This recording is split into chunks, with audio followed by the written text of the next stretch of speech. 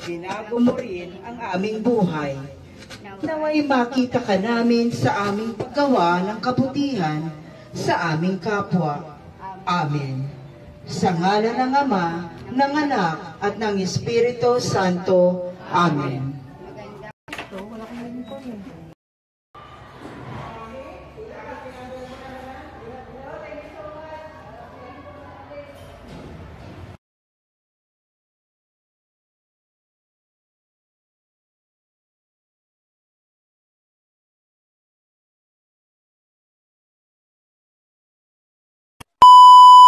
Na hindi natin napapansin na nabubuhay tayo ng matiwasay dahil may taong nagbibigay ng kanilang sarili para sa ating kapakanan. Marami ding panahon na ipinagwawalang bahala natin ang kabutihan ng ibang tao sa atin, lalo na kung iniisip natin na bahagi ng kanilang trabaho ang maging mabuti sa atin. Kundi ang kalooban mo. Tigib ng hapis, nanalangin siya ng lalong taimtim. Tumulo sa lupa ang kaniyang pawis, na animo malalaking patak ng dugo. Tumindig siya pagkapanalangin at lumapit sa kaniyang mga alagad.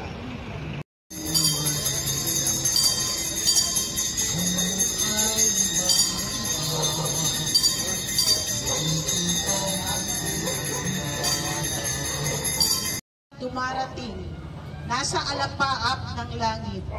Winasak ng pinakapunong saserdote ang sariling kasuotan at sinabi, hindi na natin kailangan ng mga saksi.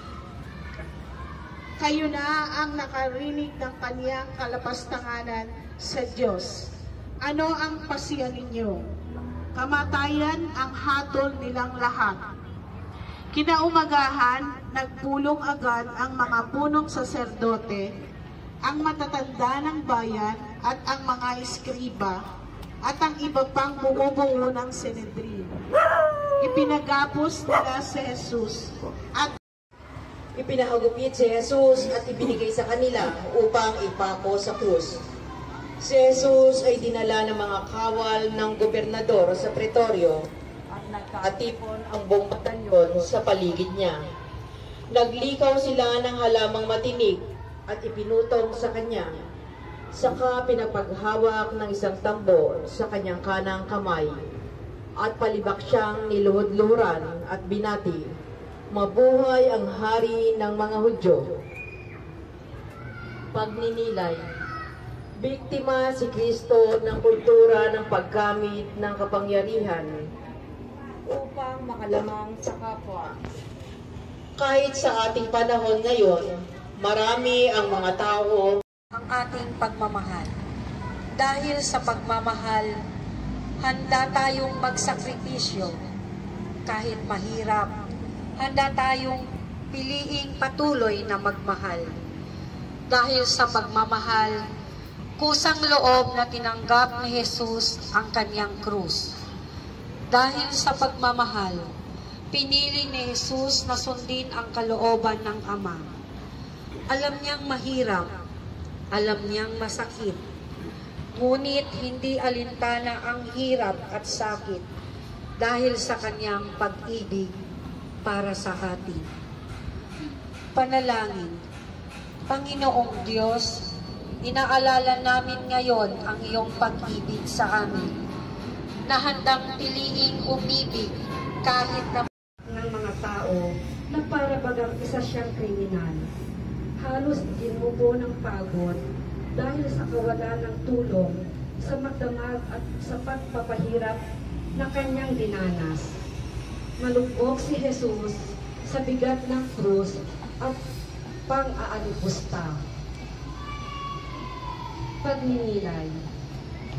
Mahirap ang buhay.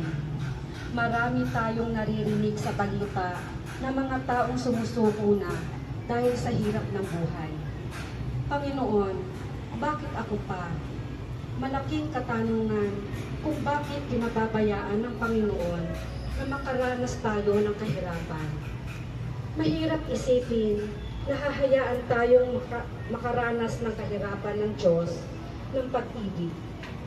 Sa panahon ng kahirapan, madalas nating makalimutan ang pangakong binitawan ng Panginoon na hindi niya tayo iiwan, lalo na sa oras ng kagipitan.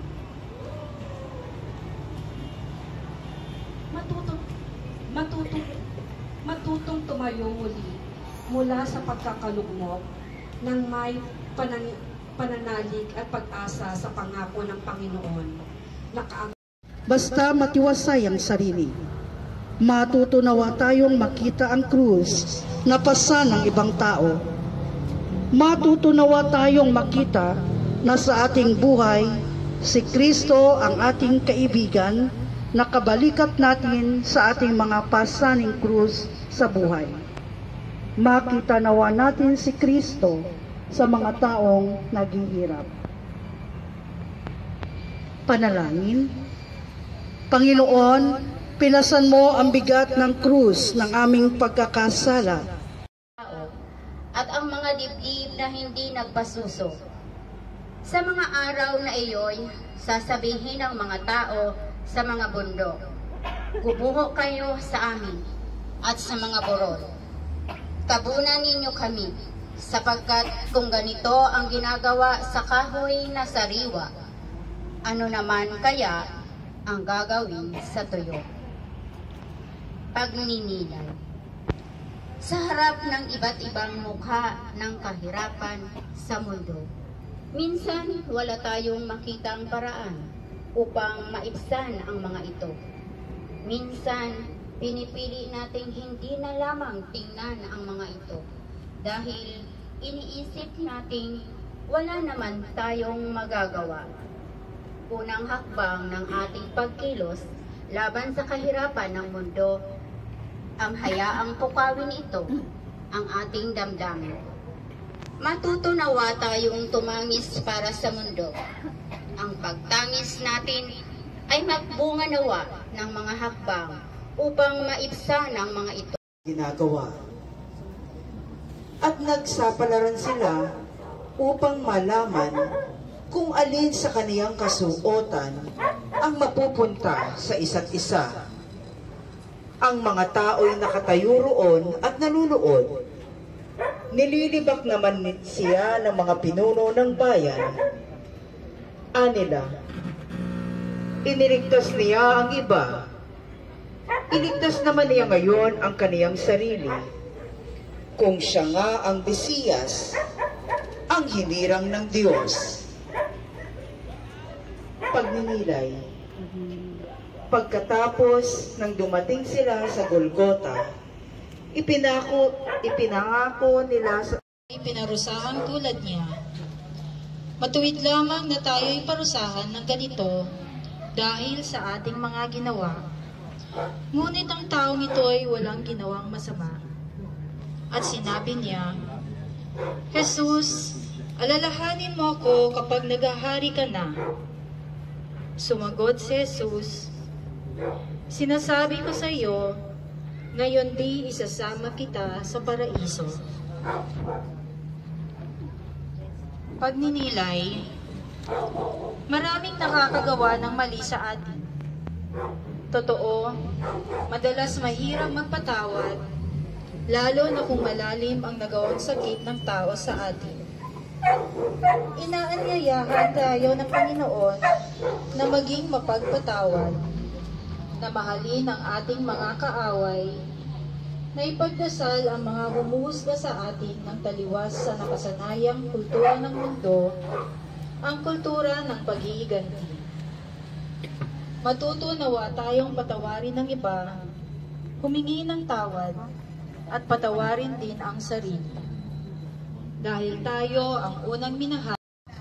At sinabi sa alagad, "Narito ang iyong ina." Mula noon, pinatira siya ng alagad na ito sa kanyang buhay. Pagninilay. Ang ating mga magulang ay larawan ng pagmamahal ng Diyos para sa atin. Sila ang unang nagpapadama sa atin ng pagmamahal at pag-aaruga ng Diyos. Sa kanila tayo unang ipinagkatiwala ng Diyos. At sa ating buhay, ipinagkatiwala din ng Diyos sa atin ang ibang tao na ating nakakasalamuha. Maipadama din nawa natin sa kanila ang pagmamahal ng Ama na siyang unang nagmahal sa ating lahat. Panalangin. Panginoon, ng maasim na alak, itinugit nila rito ang isang esponha, ikinabit sa mga sanga ng soko at dinikit sa kanyang bibig. Nang masiksik ni Jesus ang alak, ay kanyang sinabi, "Naganap na." Sumikaw ng malakas si Jesus, "Ama, sa mga kamay mo ipinagtatagubilin ko ang aking espiritu." At pagkasabi nito, nalagot ang kanyang hininga. Pagninilay, sa paanan ng krus ni Jesus, nakatinala ang lahat sa Diyos na pumiling maging tao katulad natin at nakisangkot sa masilimuot nating buhay hanggang sa ating kamatayan. Panalangin. Panginoon, hinako mo ang aming kasalanan at ikaw ang nagdusa para sa amin. Inaalay mo ang iyong buhay ang bangkay ni Jesus. Inuutos naman ni Pilato na ibigay ito sa kanya. Kaya kinuha ni Jose ang bangkay at binalot ng bagong kayong hino. Inilagay niya ito sa sariling lihingan na hindi pa nalalaunan ipinatukan niya sa bato. Pagkatapos, ginulong niya sa pintuan nito ang isang malaking bato, saka umalis. Pagninilay. Ang Panginoon ang nagbigay, ang Panginoon ang bumawi. Purihin ang Panginoon. Masakit mawalan sa atin ang mga taong nakamamahal natin. Masakit mawalay sa mga taong laging nariyan sa ating tabi.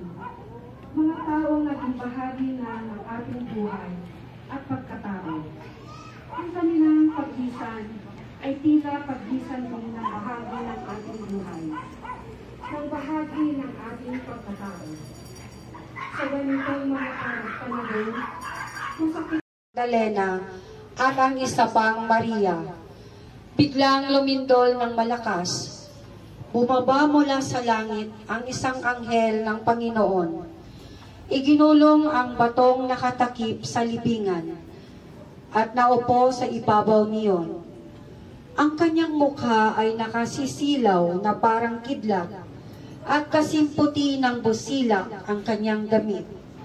Nanginig sa takot ang mga bantay at nabulangtang animoy patay nang makita ang anghel.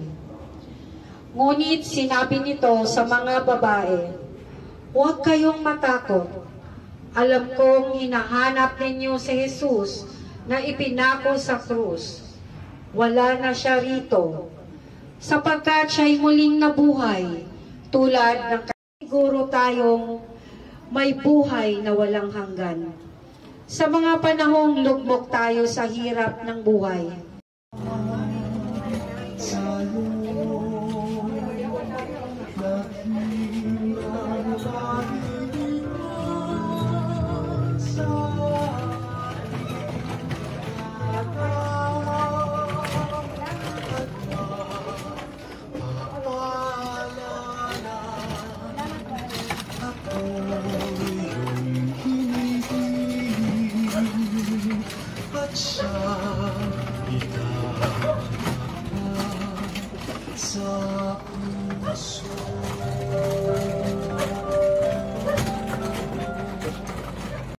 Eufrosino Jr., Eufrosino Sr., Pedro, Asuncion, Coronacion, Albert, Ruben Jr., Loreto, Pablo Jr., Pablo Sr., Edwin, Nonilon Jr., Ardelisa, Janet, Jose Sr., Rodrigo,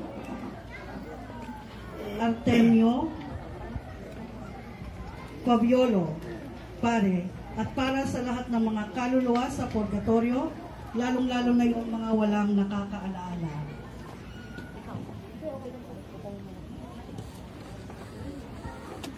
Ngayon po ay Biyernes sa unang linggo ng 40 araw na paghahanda.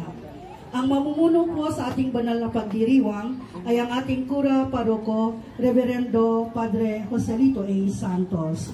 Tumayo po tayo at sumabay sa pambungad na awit.